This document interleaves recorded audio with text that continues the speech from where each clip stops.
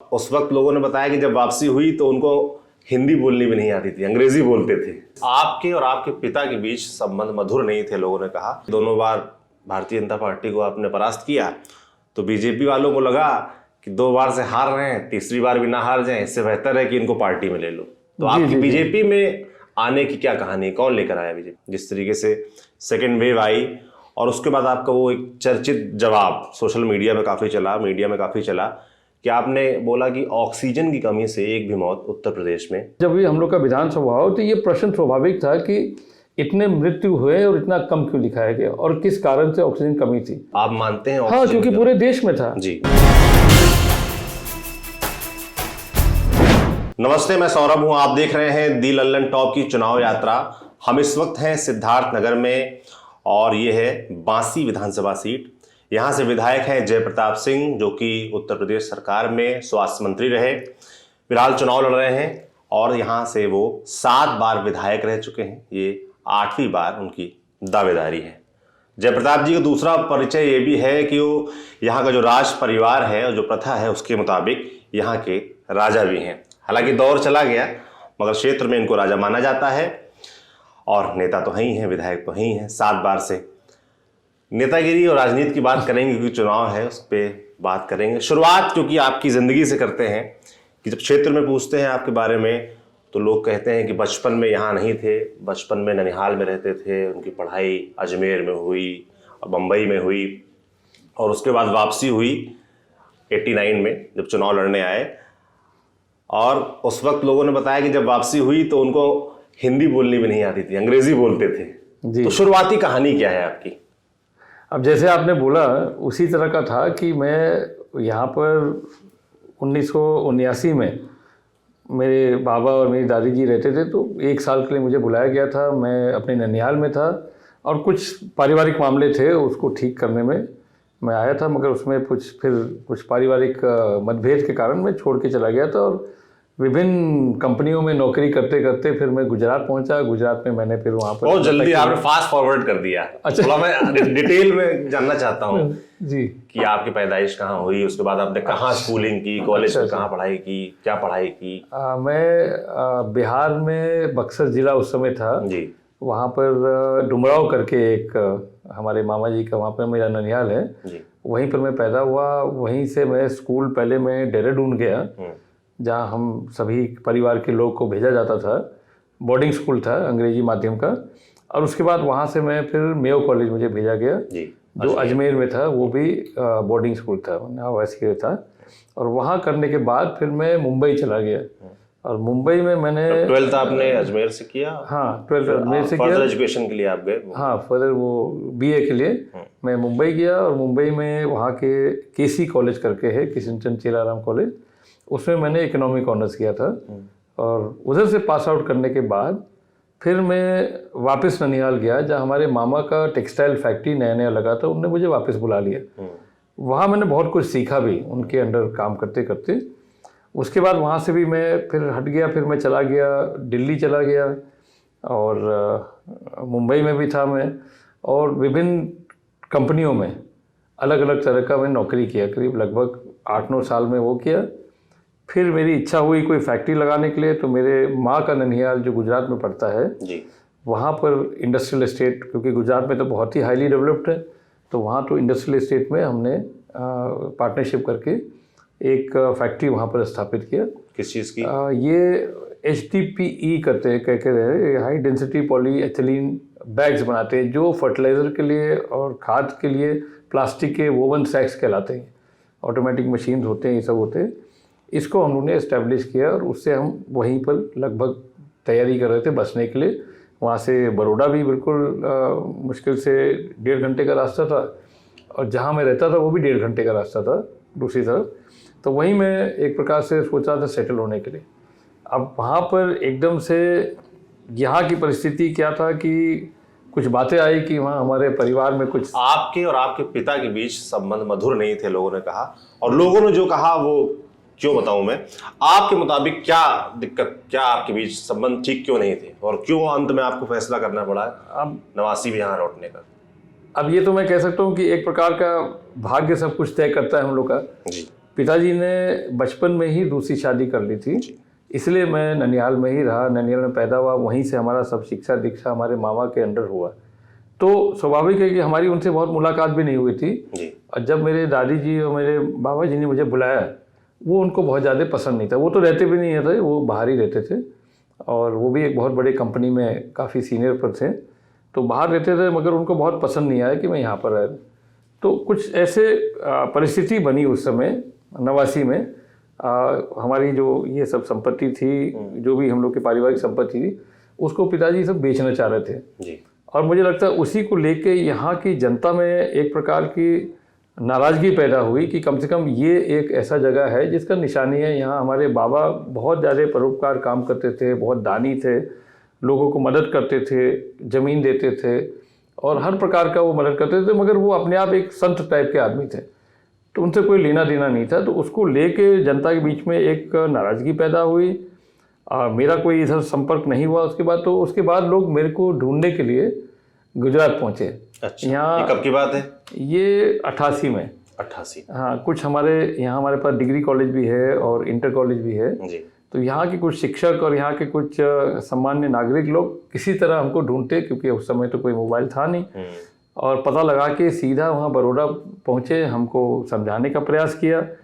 मैं एक प्रकार से लगभग सेटल हो रहा था, तो मैंने कहा भाई मुझे ये सब चीज़ में नहीं पढ़ना है, जो लिखा है भाग में वो होगा। हम तैयार थे, मगर फिर दोबारा ये लोग घूम के आए और मुझे लगा कि इतने लंबा सफ़र करके वो मुझे बुला रहे, तो एक बार मुझे वापस आके देखना चाहिए जी। मैं वापस आया तो जो बातें उन्होंने कहा वो सही निकला। उसमें हम लोग पिताजी के खिलाफ मुकदमा भी किए, फिर वो मुकदमाबाजी में चल गया। उसी समय 89 में ये चुनाव घोषित हुआ, जैसे जो निर्धारित समय रहा होगा उसका। तो चुनाव जब घोषित हुआ तो मैं अपना काम यहाँ करता था, तो लोग मुझे बस आके कहने लगे कि आप चुनाव में आइए। मेरा कोई राजनीतिक बैकग्राउंड नहीं था, मेरी पृष्ठभूमि तो अंग्रेजी बैकग्राउंड का था, तो बड़ा अटपटा भी लगा। और मना करने पर हमारे यहाँ पर बड़ी संख्या में लोग धीरे धीरे इकट्ठा हो गए। समय आ गया नामांकन का, मुझे कोई आइडिया नहीं था कि किस तरह का यहाँ नामांकन होता है, क्या होता है, हमको कुछ भी राजनीति के बारे में नहीं जानकारी था। मैं तो शहर में रहने वाला था। अब आए, शहर में रहने वाले थे, अंग्रेजी बोलते थे, हिंदी नहीं बोल पाते थे, नहीं बोल पाते। तो लोगों ने आपको कैसे कन्विंस कर लिया? क्योंकि अगर देखा जाए तो पारिवारिक तौर पे आपके घर में इससे पहले आपसे पहले राजनीति में कोई था नहीं, तो और आप इंडस्ट्री लगा चुके थे जी जी, तो लोगों ने कैसे कन्विंस किया आपको? अब पता नहीं वो उनको लगा यहीं के हमारे जनता यहीं के थे, यहीं के गांव के लोग थे, हमारे बांसी नगर पालिका के कुछ सामान्य बुद्धिजीवी थे। वो बहुत समझाए, क्योंकि उनको लगा कि जैसे उस समय के जो भी उनके बीच में जनप्रतिनिधि थे, या तो वो बदलाव चाह रहे थे या असंतुष्टि था, और उनको लगा कि शायद इस परिवार से अगर कोई लड़का निकलेगा तो हो सकता है कि और एक अच्छी तरह से चला पाएंगे। तो कन्विंस किया, नामांकन किया, और जिस तरह से मुझे बोला गया कि मैंने कहा मुझे करना क्या है, तो बोले कि आपको एक मोटरसाइकिल दिया जा रहा है। मेरे पास मोटरसाइकिल वहीं गुजरात में भी था, मैं वही चलाता था। तो एक बुलेट मोटरसाइकिल दिया गया, और एक हमारे पास मैकेनिक था, हम लोग दोनों जाते थे, 4-5 और लड़के मिल गए थे, और हम लोग गांव में जाके हाथ जोड़ के बस ये कहते थे कि मुझे वोट दे दीजिए। सबको पता था कि आप लौट आए हैं, हाँ, राजा साहब हैं, और लोगों की जिज्ञासा इस परिवार के किसी सदस्य को देखने के लिए मन में बहुत सारा तमन्ना था, और एक तरह से एक हुजूम तैयार हो गया और एक आंधी तैयार हो गई, और अपने आप ही मुझे वहाँ पर एक जीत मिली, जो इन सभी लोग की कृपा से। और एक मेरे पर एक बहुत बड़ा जिम्मेदारी मिल गई उस समय, क्योंकि जो मैंने थोड़ा समझा कि राजनीति में कोई आदमी आता है तो उसकी इतनी आसानी से अगर कोई मिल जाता है तो वो जिम्मेदारी संभालना बहुत कठिन होता है। और उसके बाद फिर वो दौर चला, जब 1.5 साल में ही चुनाव होने लगा, और कठिनाई था। मुझे लगा कि मैं इसको नहीं कर पाऊंगा, और पहली बात तो निर्दल था, दूसरी बात भी निर्दलीय लड़े आप, 89-91। जी जी, तो मैं निर्दलीय लड़ा, और फिर मुझे बहुत अच्छा नहीं लगा माहौल। मैं चाह रहा था वापस जाने के लिए, मगर लोगों ने फिर कन्विंस किया कि ऐसा नहीं है, क्योंकि बार बार चुनाव हो रहा था। फिर मैं समर्थन मिला, लोगों ने विश्वास किया, मैंने काम करना शुरू किया, फिर वो धीरे धीरे चलते गया पूरा दौड़। और मैंने जो भी प्रयास किया अपने हिसाब से, जो लोगों की समस्या का निदान करने के लिए, जन समस्या है, विकास का काम है, जैसे जैसे मुझे अवसर मिला वैसे मैं मैक्सिमम मैंने कोशिश किया कि उतना हम करते रहे। और लोगों ने आज भी मेरे ऊपर बहुत सम्मान मुझे दिया, मेरे परिवार को भी बहुत सम्मान दिया, और मुझे आज भी उनको मेरे पर बहुत विश्वास है। 89-90 में आप निर्दलीय लड़े, लोगों ने कहा कि दोनों बार भारतीय जनता पार्टी को आपने परास्त किया, तो बीजेपी वालों को लगा कि 2 बार से हार रहे हैं, तीसरी बार भी ना हार जाएं, इससे बेहतर है कि इनको पार्टी में ले लो। तो आपकी बीजेपी में आने की क्या कहानी, कौन लेकर आया बीजेपी, किससे मुलाकात, किससे बात हुई? उसमें हमारे यहाँ एक बहुत पुराने विधायक थे जो मेरे घर के पीछे ही रहते थे। वो एक बार वहाँ इटवा विधानसभा से 1977 में एक बार जीते थे, विश्वनाथ पांडे नाम था। और ये माधव प्रसाद त्रिपाठी, स्वर्गीय माधव प्रसाद त्रिपाठी का ही ये एरिया माना जाता है। उनका घर भी यहीं पर है हमारे विधानसभा में। वो सबसे पहले बीजेपी के प्रदेश अध्यक्ष भी रहे, तो उनके बहुत विश्वास पत्र से तो वो मुझे ले गए वहाँ पर कल्याण सिंह जी के यहाँ। उस समय कलराज जी भी थे, कल्याण सिंह भी थे, दोनों वहाँ पर पार्टी चलाते थे। वहाँ मेरा परिचय हुआ, वहाँ उन लोगों ने मुझे समझाया और मैंने वहाँ पर पार्टी ज्वाइन किया और तब से मैं बीजेपी में रहा हूँ। तब से आप लगातार बीजेपी में बने हुए हैं और लगातार विधायक हैं। मात्र एक बार हमारे थे जी जी 7 से 12 वाला 7 से 12 मायावती जी के जो कार्यकाल था उस दरमियान हाँ। लोगों ने कहा कि 7 बार के विधायक हैं आप और क्षेत्र के बड़े नेता हैं, मंत्री रहे, पर जो अपेक्षाएं लोगों की थी, ऐसा लोग क्लेम करते हैं, या जिस तरह के काम होने चाहिए थे क्षेत्र में इस तरह के, वो नहीं हो पाए जी। तो आप लोगों को बताना चाहेंगे, इस बात का जवाब देना चाहेंगे? इस बार का जो हमारा 5 साल का करियर था और एक पार्टी ने विश्वास करके हमको ये पद दिया और एक बहुत बड़ा दायित्व मेरे था, क्योंकि दोनों पद हमारे लिए बहुत डिफ़िकल्ट भी था।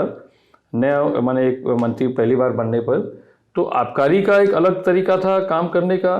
और जब मैं स्वास्थ्य विभाग का हमको जिम्मेदारी दिया गया, तो स्वास्थ्य विभाग तो इसलिए इतना कठिन था क्योंकि उसी के 2 महीने बाद कोविड शुरू हो गया। और कोविड में जो हम लोग को वर्क करना पड़ा माननीय मुख्यमंत्री जी के नेतृत्व में और उनके साथ लगातार हम लोग काम किए, उसमें हम यहाँ पर काफ़ी हम आ नहीं पाए। और उस व्यस्तता में जो मुझे फॉलोअप करना चाहिए था, जैसे जो कमी हमारे तरफ रह गया वो हमारे रोड्स के बारे में रह गया। सबसे बड़ी कमी हमारा ये जो लंबे लंबे सड़कें थे उनको हमको फॉलोअप करना चाहिए था। हम उसमें इतना इन्वॉल्व हो गए स्वास्थ्य विभाग में कि ये हमारी तरफ से एक चूक हो गया, इसको हम मानते हैं। और जो हमने फाइनली जब उसको हमने प्रयास किया कि जल्दी जल्दी इसको हम स्वीकृति कर दें, तब तक लगभग चुनाव आ गया था। स्वीकृति में है, टेंडर हो ही जाएगा चुनाव के बाद, मगर आज सामने की परिस्थिति में वो एक भूल था या वो हम कर नहीं पाए समय के अंदर, तो वो चूक रह गया। नहीं तो उसके अलावा तो मुझे लगता है कि लगभग सब हर प्रकार की सुविधा, चाहे बिजली का हो, चाहे जो योजना को गांव तक ले जाना और परिवार तक ले जाना, वो उस स्तर तक तो बिल्कुल सही चल रहा था। ये एक मेजर चीज़ था जो छूट गया था। आपने कहा कि क्योंकि आप स्वास्थ्य मंत्री बन गए थे और कोविड की सेकेंड वेव आ गई थी, इसलिए आप फंसे रह गए और उसमें उस जिम्मेदारी को आप पूरा करने में लगे रहे।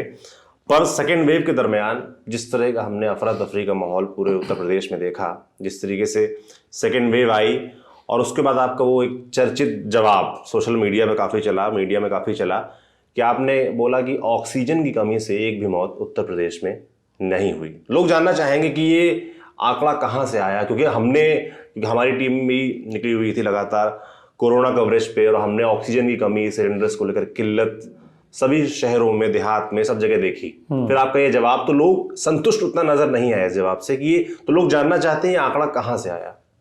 देखिए, इसमें 2 चीज़ है। एक तो वैश्विक महामारी, पहली बार 100 साल के अंदर एक वैश्विक महामारी आया, नए तरह का वायरस आया। पहले वाले कोविड में मैनेजमेंट बहुत अच्छी तरह से हुई क्योंकि उसको विशेषज्ञ और डॉक्टर्स को एक आइडिया हो गया था कि इसको जिस व्यवस्था के अंदर हम उसका देखभाल कर रहे थे वो कंट्रोल बड़े आसानी से हो गया। उस समय उसका जो इन्फेक्शन था वो हमारे फेफड़े में नहीं जाता था, तो उसका जो इन्फेक्शन उस हिसाब से ट्रीटमेंट किया जो हमारे ऑल इंडिया इंस्टीट्यूट के या विभिन्न विशेषज्ञ और डॉक्टर्स ने सलाह दी, उसके आराम से हो गया। मृत्यु हुई, रिकॉर्डेड था, हर चीज़ था।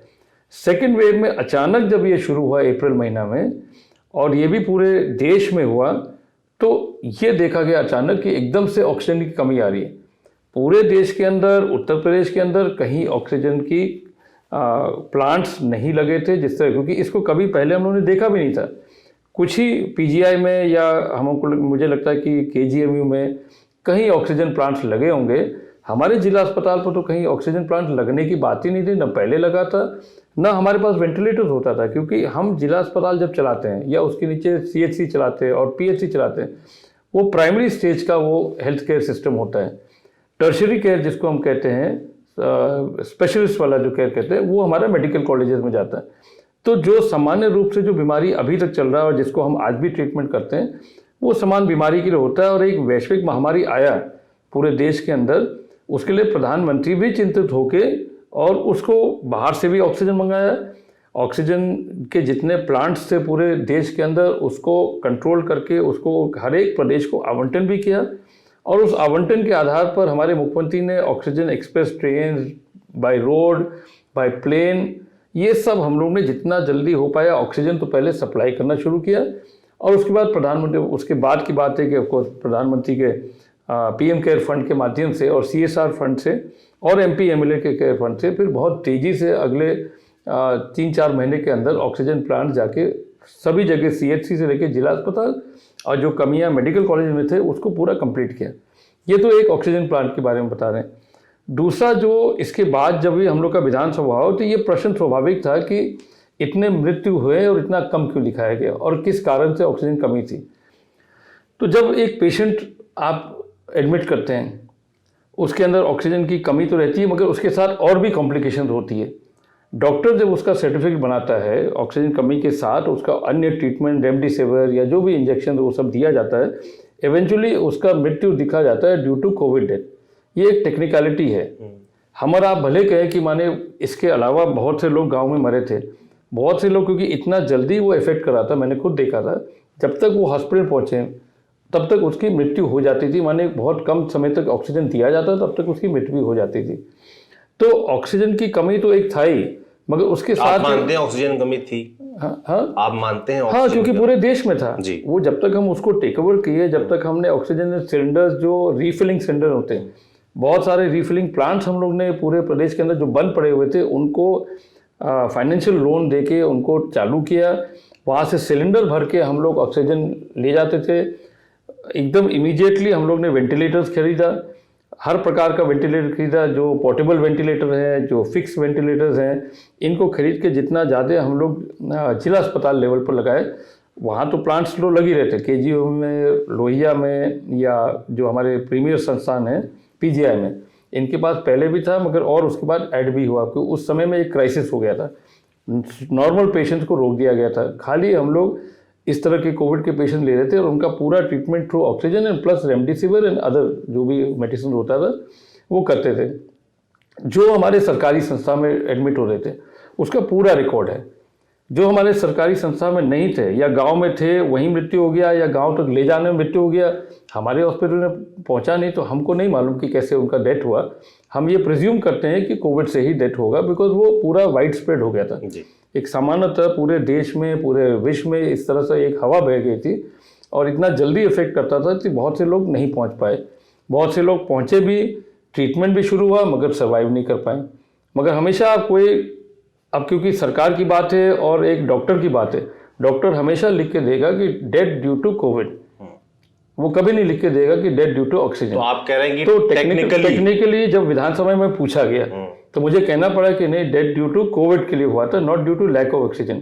हमने एडमिट किया पेशेंट को, तुरंत उसको ऑक्सीजन लगाया, कुछ घंटे वो चला भी और उसको रेमडेसिविर अकॉर्डिंग टू जो भी उसका जो है सारे इंजेक्शन दिए या सारे मेडिसिन तुरंत दिए, बट उसका स्टेज इतना आगे एडवांस हो गया होगा तो फिर वो उसकी मृत्यु हो जाती थी।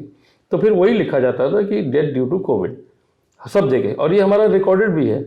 तो मैं तो अपने विभाग के द्वारा या अपने डॉक्टर्स के द्वारा जो मृत्यु सर्टिफिकेट रहे थे वही मैंने समझाने का प्रयास भी किया विधान परिषद में भी, विधानसभा में। बट ये तो मतलब आप ये बात मानते हैं कि ये जवाब टेक्निकली आपने दिया था, प्रैक्टिकली ये सही बात नहीं थी, ये एक्सेप्ट कर रहे हैं आप? नहीं, प्रैक्टिकली तो सर हमने देखा लगातार। प्रैक्टिकली तो हमने भी देखा, हमारे कार्यकर्ता भी उसमें, जब तक हम उसको ले जा रहे थे एक कार्यकर्ता, जब तक हमने हॉस्पिटल पहुंचाया उसके पहले ही मृत्यु हो गया। तो ये दृश्य तो हम लोग सब जगह देख रहे थे। हॉस्पिटल में बहुत ज़्यादा संख्या में लोग आए। हमारा जो संस्था, मान लीजिए यहाँ नज़दीक में था मेडिकल कॉलेज गोरखपुर या कैली मेडिकल कॉलेज, जो चालू हालत में थे, ये ओवरफुल हो गए।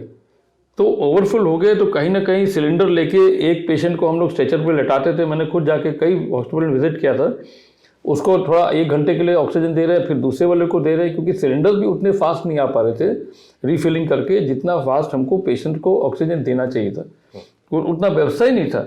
एक तैयारियों की कमी थी। नहीं, तैयारी कमी नहीं थी। एकदम से जब महामारी, तो कितना तैयारी करेंगे? महामारी में आप तैयारी कर ही नहीं सकते।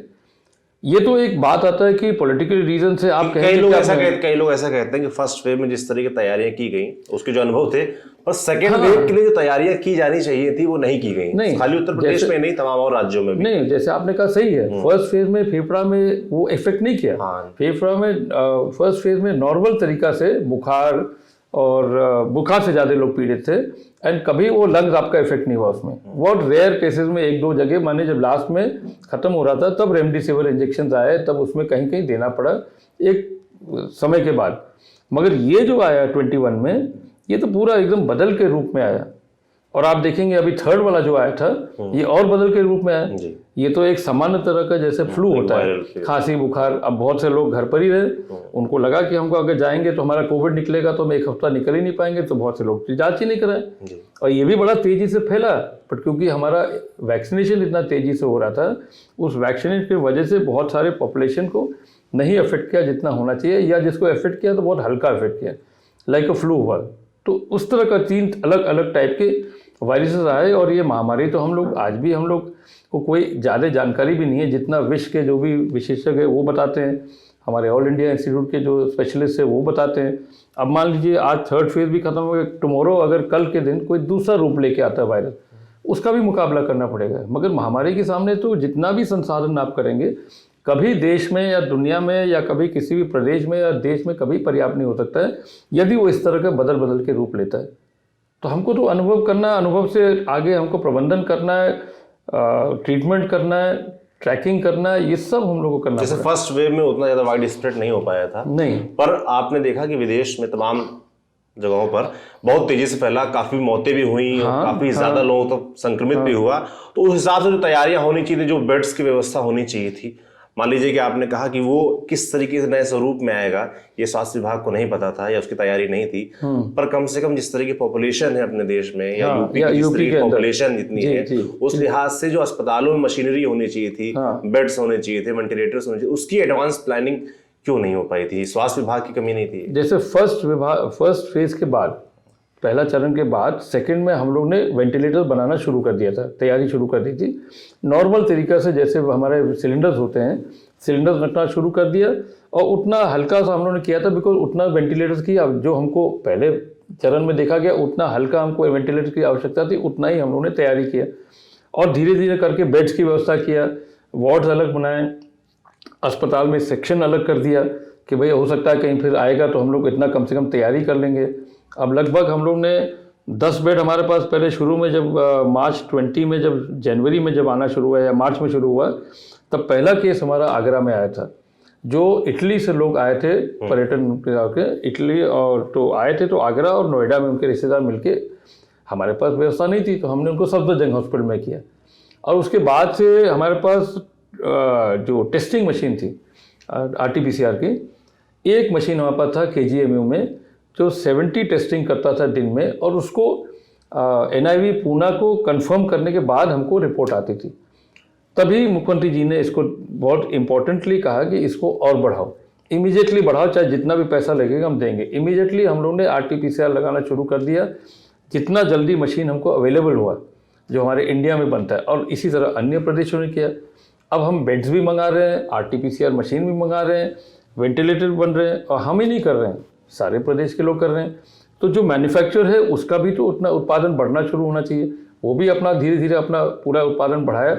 हर चीज़ में टाइम लगा, बिकॉज कोई प्रिपेयर्ड ही नहीं था। मतलब आप कह रहे हैं कि फर्स्ट वेव के जो अनुभव थे उसके आधार पे माना गया कि सेकेंड वेव इतना विकराल रूप से नहीं आएगा, ये इसका आइडिया नहीं था, इसलिए कहीं ना कहीं तैयारियों की कमी रही। और आज उसको तैयारी कर भी लिया हम लोगों ने। अब सेकंड फेज के बाद हमारा सब तैयार है, हमारा 550 से ऊपर हमारे ऑक्सीजन प्लांट्स लेके, वेंटिलेटर भी तैयार कर लिए, डॉक्टर्स की ट्रेनिंग होगी, पीडियाट्रिक ICU कर दिया, मेडिसिन रखवा दिए, वार्ड हमारे बिल्कुल अलग बन गए, और आज बिल्कुल तैयार है। और ये जो थर्ड फेज आया तो उसमें हॉस्पिटलाइजेशन ही नहीं जरूरत पड़ा, फिर भी वो सब तैयार था। अब मान लीजिए एक और आ गया किसी दूसरे रूप में, तो हम फिर उसमें तैयारी करेंगे। या तैयारी है आगे की? आगे तो तैयारी है, हमरा बिल्कुल तैयारी है, बिल्कुल तैयारी है। क्योंकि उस वक्त 2 प्रकार हाईकोर्ट बड़ा नाराज दिखा, यूपी सरकार से भी और स्वास्थ्य मंत्रालय से भी। उसने बड़ी सख्त टिप्पणियां की, उसने बोला it is a criminal act and not less than genocide. अदालत ने कहा था कि जिन लोगों के जिम्मे ऑक्सीजन की खरीद सप्लाई का जिम्मा था वो उसे ठीक ढंग से नहीं कर पाए और ये एक आपराधिक कृत्य है, ये तक बोला था। देखिए, महामारी के दौरान ऐसे अवसर प्राप्त हुए कि लोग ने उसमें ब्लैक मार्केटिंग भी किया। हमारे उत्तर प्रदेश में मुख्यमंत्री ने इतनी सख्ती के बाद भी रेमडेसिविर ब्लैक मार्केटिंग हुआ, कितने लोग पकड़े गए दवाई की दुकानों में होर्डिंग करते हुए, उनको जेल भेजा गया। हॉस्पिटल के स्टाफ ने भी उसमें ब्लैक मार्केटिंग करके पेशेंट को पैसा लेके देने लगा, वो भी पकड़े गए। ऑक्सीजन के सिलेंडर जब हम लोग खूब तेज़ी से काम कर रहे थे उसमें भी ब्लैक मार्केटिंग हुआ, वो भी पकड़े गए। हर जगह वहाँ पर इतना टाइट व्यवस्था करने के बाद भी कुछ ना कुछ आदमी तो अपना किसी भी परिस्थिति में अवसर निकालता है कि हम कैसे पैसा बुलाएं। ऐसी ब्लैक मार्केटिंग देखी हर चीज की, सिलेंडर से लेकर रेमडेसिविर जिसकी कीमत मुझे लगता है 1000 रुपए भी नहीं थी, 20-20 हजार रुपए का बिक रहा था और जेन्युइन लोगों को मिल नहीं पा रहा था। जी। उस समय ये व्यवस्थाएं क्यों नहीं हो पा रही थी, कमी कहाँ रह रही थी? थे क्योंकि उसका विकल्प ये था कि कॉन्सेंट्रेटर्स खरीदने के लिए कॉन्सेंट्रेटर्स, ऑक्सीजन कॉन्सेंट्रेटर बाहर से मंगाए गए, विदेश से भी आने लगा, वहाँ डोनेशन में भी आए। और हमारे यहाँ के जो मैन्युफैक्चरर्स इंडिया में जो भी होंगे उन्होंने अपना बढ़ाया भी प्रोडक्शन, पर हम मांग रहे हैं तो दूसरे प्रदेश मांग रहे हैं, हर प्रदेश मांग रहा है तो उधर भी भेजना है, इधर भी भेजना है। तो जितना हमको मिला उतना ऑक्सीजन कॉन्सेंट्रेटर से हमने काफ़ी चलाया। रीफिलिंग से जो हमारे सिलेंडर तैयार होने लगे, फिर हमने उनको घर में भेजना शुरू किया, जहाँ एक्चुअली पेशेंट नहीं निकल पा रहा था तो ऑक्सीजन घर में भी भेजना शुरू किया, कॉन्सेंट्रेटर भी घर में शुरू कर दिया। और जो हमने बेड्स की व्यवस्था बढ़ाते गए, चाहे मेडिकल कॉलेज हो चाहे हम लोग की व्यवस्था के अंदर, 1,80,000 तक हम लोग बेड्स भी बढ़ाए।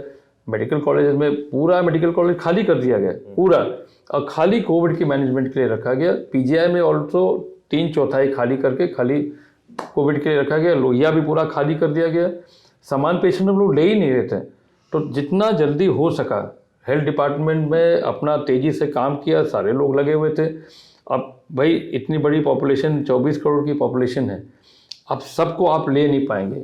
100 बेड आपके पास है और 1000 आदमी आ जाते हैं तो कहीं ना कहीं उनको रुकना ही पड़ेगा। उनको दूसरे प्राइवेट हॉस्पिटल में हम लोग ने संबद्ध किया, आयुष्मान भारत के रेट से उनको जोड़ा, वो भी हमने दिया। प्राइवेट मेडिकल कॉलेजेस को भी रखा, सारे लोग ने अपना दिया। हम लोग ने टेक ओवर भी किया बहुत सारे प्राइवेट हॉस्पिटल, बहुत सारे मेडिकल कॉलेजेस प्राइवेट, उनके जगह हमने क्लियर किया। कॉलेजेस में मेडिकल कॉलेज जो टीचिंग करते थे वो खाली करा के उसमें किया गया। हर जगह हम लोगों ने प्रयास किया कि बेड जल्दी जल्दी डाल के, और आपने देखा होगा कि जैसे वो DRDO ने भी लखनऊ में भी एक स्थापित किया, वाराणसी में BHO के कैंपस में स्थापित किया। तो जो भी हो पाया हम लोग ने एक समय के अंदर प्रयास किया करने के लिए। मगर महामारी, जैसे मैं फिर बोल रहा हूँ आपको कि महामारी के सामने तो आपके जितने भी संसाधन है वो हमेशा कम पड़ेंगे, जबकि हमारा पॉपुलेशन इतना ज़्यादा है, हमारी आबादी इतनी बड़ी संख्या है, और ये घटना तो दुर्भाग्य है। क्या कर पाएंगे। आप स्वास्थ्य मंत्री रहे, आप विधायक हैं और आप इस देश के एक नागरिक भी हैं जी। उस नाते मैं आपसे जानना चाहता हूं कि जिस तरीके का मेडिकल इंफ्रास्ट्रक्चर होना चाहिए और जिस तरीके का मेडिकल इंफ्रास्ट्रक्चर बनाने के लिए इन्वेस्टमेंट सरकार को अपने बजट से करना चाहिए, क्या वो करती हैं? इस बार यूपी सरकार का क्या बजट रहा, उसमें कितना % मेडिकल इंफ्रास्ट्रक्चर? अभी तक तो नहीं करती थी।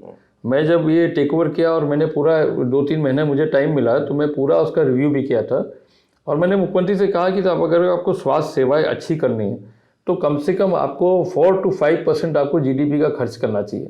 अब वो काफ़ी बड़ा बजट हो जाता है, और ये तो खैर महामारी के बाद इस बात को फिर रखा गया, मगर तब तक आदरणीय प्रधानमंत्री ने मुझे लगता है 21 के बजट में, 2021 के बजट में पार्लियामेंट में अनाउंस किया, 120% अधिक उन्होंने हेल्थ डिपार्टमेंट का बजट बढ़ाया, जिसका परिणाम ये हुआ कि हर एक PHC पर, अगर हमारा 4 बेड का PHC है उसको एक्सटेंशन करके 10 बेड का PHC फुल्ली इक्विप, CHC हमारा जो 30 बेड का होता है उसको इक्विप आगे एक्सटेंशन करके 30 बेड का, और जिला अस्पताल को 100 बेड 200 बेड से लेके ऊपर तक जितना हम एक्सपैंड कर पाए। ये ऑलरेडी वहाँ पर संसाधन सहित सब आ भी चुका है। स्टेट गवर्नमेंट ने अपना जो हिस्सा है वो भी दे दिया, सेंट्रल गवर्नमेंट का हिस्सा भी आ गया, और हम लोग ने काम भी शुरू कर दिया। तो PHC लेवल से लेके जिला अस्पताल तक जो हमारे सर्विसेज में आता है, और चिकित्सा शिक्षा वाला विभाग में जो दूसरे मंत्री जी देखते हैं उनके अंडर ये सारे मेडिकल कॉलेजेस, PGI वो सब आता है, उसका एक्सपेंशन अलग से हो रहा है। तो अब तो हम लोगों ने उतना करना है, जैसे जैसे हमारे पास संसाधन आ रहे हैं हम पूरा कर भी रहे हैं। अब इसको वैसे भी हम लोग बढ़ा रहे हैं, और सुविधाएं जितना ज़्यादा हो सकता है हम उसको बढ़ा रहे हैं, ताकि अब जो सामान्य रूप से भी लोग आते हैं अपने ट्रीटमेंट के लिए, नॉर्मल टाइप का बीमारी वो भी एक अच्छी तरह से रहे। डिजिटल एक्सरे हो गया, आपका अल्ट्रासाउंड हो गया, ये CHC लेवल पर हम लोग शुरू कर रहे हैं। और MRI आपके मंडल स्तर पर बड़े अस्पताल, जॉइंट अस्पताल होते हैं वहाँ कर दिया, CT स्कैन डिस्ट्रिक्ट हॉस्पिटल पर कर दिया। और नीचे पर हम लोग ने हेल्थ और वेलनेस सेंटर्स भी चालू कर दिए।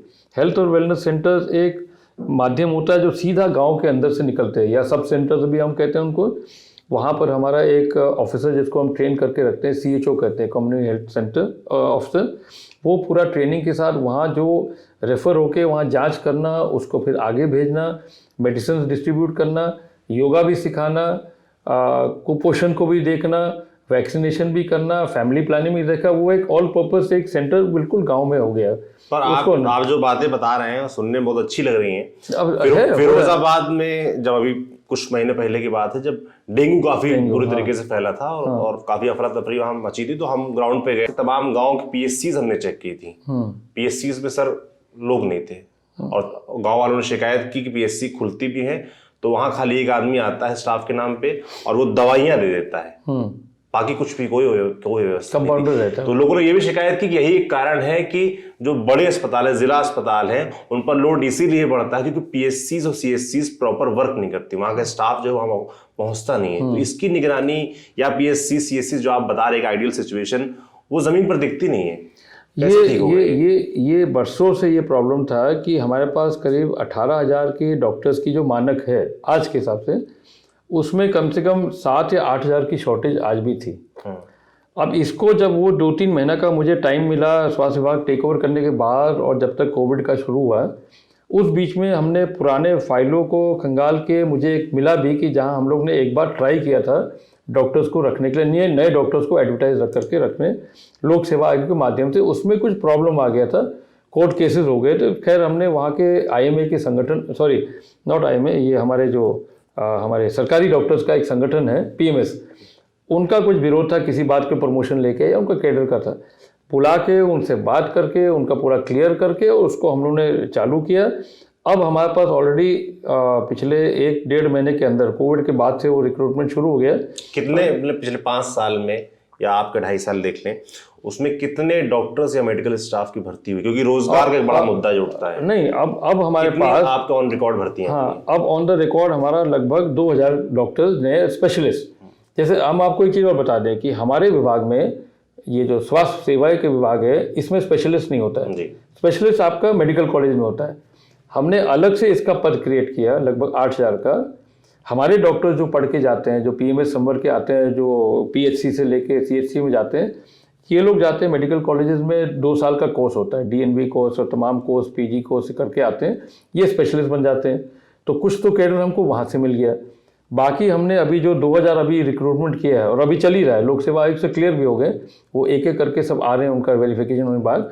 तो लगभग हमको लगता है कि 2,200 हमको नए डॉक्टर्स इस बीच में मिल जा रहे हैं, और उनको हमने PSC लेवल पर ही शुरू किया क्योंकि उनके साथ बॉन्ड लिखवाया। होता क्या था, पहले डॉक्टर्स आते थे, उसके बाद PG किया, सर्विस छोड़ के चले जाते थे, या VRS लेते थे। VRS बंद किया, एक बॉन्ड लिखवाया कि अगर आप छोड़ेंगे 10 साल के पहले तो आपको 1 करोड़ रुपया देना पड़ेगा, क्योंकि हमने उनका PG कराया, हमने उनका खर्चा दिया, तो उसके लिए वो अब, और उनको 3 साल एक PHC पर रहना पड़ेगा। अब ये डॉक्टर्स आ रहे हैं तो सीधा PHC और CHC पर जा रहे हैं, स्पेशलिस्ट भी जा रहे हैं, और MBBS डॉक्टर जो आ रहे हैं वो भी PHC पर जा रहे हैं। तो अब ये आपको नेक्स्ट आई थिंक 6-8 मंथ्स में आपको पूरा ये दिखाई देगा, हर PHC पर आपको पूरा दिखेगा।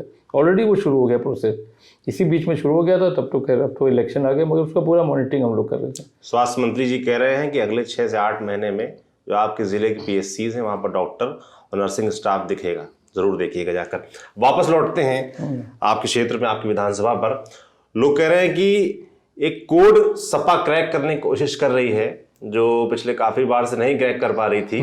वो ये था कि हर बार वो आपके खिलाफ यादव जी उतार देती थी, और इसीलिए उसने कहा कि यहाँ के समीकरण जो हैं वो ब्राह्मण बहुल्य सीट मानी जाती है जी, तो क्यों ना ब्राह्मण प्रत्याशी दिए जाए। तो मोनू दुबे हैं जी, नवयुवक हैं, उनको पार्टी ने टिकट दिया है। लोग कह रहे हैं कि इससे आपका जो ब्राह्मण वोट बैंक, बीजेपी का जो ब्राह्मण वोट बैंक है, उस पर सेंध लगेगी। और वैसे जो पूर्वांचल के बारे में कहा जा रहा है कि ब्राह्मण नाराज है, किस तरीके से देखते हैं इसको? अब देखिए, मैं आपको बता रहा हूँ, क्योंकि इतना लंबा करियर मेरा हो गया है कि 2012 में सबसे जाने माने ब्राह्मण चेहरा इस पूरे पूर्वांचल के हरिशंकर त्रिपाठी के लड़के विनय शंकर विनय शंकर तिवारी, तिवारी। वो 12 में लड़े थे। और मेरे लिए बड़ा टफ चुनाव था। हम जानते हैं कि उस समय इतना ज़्यादा ब्राह्मण की वो बात फैली थी, तो मुझे लग रहा था कि शायद हम निकल भी नहीं पाएंगे, मगर लोगों ने फिर हमारे पर एक विश्वास जीता और विनय शंकर तिवारी तीसरे पर आए, समाजवादी पार्टी के जो यादव थे वो दूसरे पर आए। अंतर कम था मगर हम जीत गए। उसी विश्वास के साथ आज जो ये कैंडिडेट आए हुए हैं मोनू डूबे, अब इनका अगर बैकग्राउंड है, हम तो देखे नहीं, इनका जब इन्होंने दाखिल किया था नामांकन तो उसका बैकग्राउंड सब आ जाता है, हम लोग को तो भाई देना ही पड़ता है। तो आज उनका बैकग्राउंड, उनका चरित्र और उनकी जो गतिविधियां जो अभी तक जो दिख रहा था, लोग बात करते चर्चा करते हैं, और मुश्किल से मुझे लगता है 30-32 साल का होगा। बहुत अच्छा प्रभाव तो नहीं है, मगर अगर उनसे हमारे ब्राह्मण समाज के लोग जोड़ेंगे और ये मानते हुए कि सब घर का लड़का आपकी, इसको पूरा मौका दिया जाए, तो हम तो अपने जगह पर तैयार हैं। खाली ब्राह्मण वोट बैंक तो है नहीं, ब्राह्मण भी है, मुस्लिम भी है, अनुसूचित जात के लोग भी है, और बैकवर्ड भी हमारा अच्छा खासा ऑलमोस्ट 45% वो भी है। बैकवर्ड में कई जातियां हैं। हमेशा मैंने देखा है कि इसमें कि बैकवर्ड का भी सपोर्ट हमको बहुत अच्छा मिलता है लगातार। इसलिए जब वो लालजी यादव लड़ते थे, बड़े टक्कर के साथ लड़ते थे, मगर फिर भी हम उनसे आगे ही रहते थे, सिर्फ वो एक बार छोड़ के। तो अभी भी मुझे अपने जनता के ऊपर विश्वास है। हमारे साथ हैं वो खुल के रहते हैं और हमको सपोर्ट करेंगे, और मुझे पूरा विश्वास है कि इसमें कोई दिक्कत नहीं होना चाहिए। जयप्रताप जी अगर 8वीं बार विधायक बनते हैं तो जिले के लिए, क्षेत्र के लिए क्या एजेंडा रहेगा? क्या 3 प्रमुख काम जो आप करवाना चाहेंगे क्षेत्र? देखिए, एक तो हमारा बाढ़ प्रभावित एरिया है जी, ये लगातार हमेशा हो रहा है, तो इधर मैंने प्रोसेस स्टार्ट भी कर दिया। जितने भी बंधे हमारे पहले से 20 साल से जिनको फंडिंग रोक दिया गया था, नहीं मिल पा रहा था, या हमारे बंधे कमज़ोर हो गए थे, उनका पूरा करने के लिए हमने कर लिया था। वो लगभग सबके प्रोजेक्ट्स भी आ गए हैं, सबका काम भी हर बंधे पर हो रहा है, उसको पिचिंग करना, क्योंकि वो एक मेन रास्ता भी बन जा रहा है। लंबे लंबे बंधे हमारे, और मेन हमारा वो पूरा हमारे इस बांसी से उत्तर का पूरा एरिया हमेशा वो बाढ़ से डूबा रहता है। इस बार की जो बाढ़ था, लगभग 25 दिन तक एकदम जल जमाव हो गया था पूरा हमारा इस उत्तर वाले बेल्ट में, एकदम जल जमा हो गया था, निकल ही नहीं रहा था पानी, क्योंकि गोरखपुर तक जाता है। गोरखपुर में कहीं बाद में आगे जल के कोई बंधा टूटा होगा, तब धीरे धीरे करके निकला, मगर एक भी बंधा हमने टूटने नहीं दिया। इसके पहले तो हमेशा बंधा टूटा था, कभी उसका मेंटेनेंस नहीं होता था। तो एक तो उसको मेंटेन करने, उसको जगह जगह पर जहाँ कमज़ोर है पिचिंग करने, वो प्रोजेक्ट्स काफ़ी महंगे होते हैं, नाबार्ड से क्लियरेंस करा के अधूरे बंदे को कंप्लीट करना, मुआवजा दिलवाना, एक तो ये था। दूसरा जो सबसे बड़ा काम हमारा रोड्स का है। रोड्स भी हमारे PMGSY में, प्रधानमंत्री ग्राम सड़क योजना के अंदर 3-4 हमारे मेन सड़कें हमारे स्वीकृत हो गए हैं, एक आध बन भी रहा है। वो स्वीकृति के बाद वो अच्छे सड़कें बन जाएंगे। और जो ODR कहते हैं, या हाँ ODR, अदर डिस्ट्रिक्ट रोड, सामान्य गाँव के रोड, उनका भी टेंडर वेंडर सब हो चुका है। तो रोड के आवागमन के लिए रोड्स की क्वालिटी अच्छा बनाना ये ज़रूरी है, क्योंकि आज हर व्यक्ति अपना मोटरसाइकिल या गाड़ी खरीद रहा है, उसको साधन चाहिए, जल्दी पहुंचना भी है, हाईवे से कनेक्ट होना है। तो ये जो थोड़ा बहुत जो रह गया था, इसको तो हम टॉप प्रायोरिटी में करेंगे, और मैक्सिमम अमाउंट जितना जल्दी है साल भर के अंदर सब कंप्लीट कराने का हमारा प्रयास रहेगा। हॉस्पिटल हमारे बनी रहे। यहाँ पर बांसी का एक बहुत पुराना PHC था, उसमें ठीक ठाक करा के उसका हमने उद्घाटन भी कर दिया, 50 बेड का हो रहा है। वो बाकी का उसका निर्माण हो रहा है, और उसको फिर जैसे उसका डिजिटल एक्सरे, ये वो सब संसाधन है, उसको भी इक्विप कर देंगे। हाँ, हमारा एक पुराना CHC था यहाँ पर करीब 8 किलोमीटर दूर, वहाँ पर हमने ऑक्सीजन प्लांट एक नया लगा दिया है। उस ऑक्सीजन प्लांट से बॉटलिंग भी होगा, और उससे पूरे ज़िले के अंदर कहीं कोई क्राइसिस आ जाएगा तो इमीडिएटली बॉटलिंग करके सबको दिया जा सकता है। वो एक अलग रिजर्व करके हमने करवा दिया है, वो भी लगभग बनना शुरू हो गया। तो हेल्थ सर्विस बाकी तो हमको ये मॉनिटर करना है कि जो योजनाएँ हैं वो गाँव तक पहुँचे प्रधान के माध्यम से। जैसे आवास है, उसमें कमियां आती है, जितने भी ये आवास, शौचालय, बिजली तो आई रही पूरी, उसमें कोई कमी नहीं है। तो ये सब योजनाओं को पूरा ठीक से मेंटेन करना और समय समय पर ध्यान देना, वो भी जरूरी है। तो ये थे जयप्रताप सिंह। पूरी बातचीत आपने सुनी, सारे सवालों के हमारे जवाब दिए। बातचीत आपको कैसी लगी हमें कमेंट बॉक्स में लिखकर जरूर बताएं। बाकी देखते रहिए दी लल्लन टॉक की चुनाव यात्रा। मैं सौरभ हूँ, कैमरे के पीछे मेरे साथ जेरी हैं। शुक्रिया।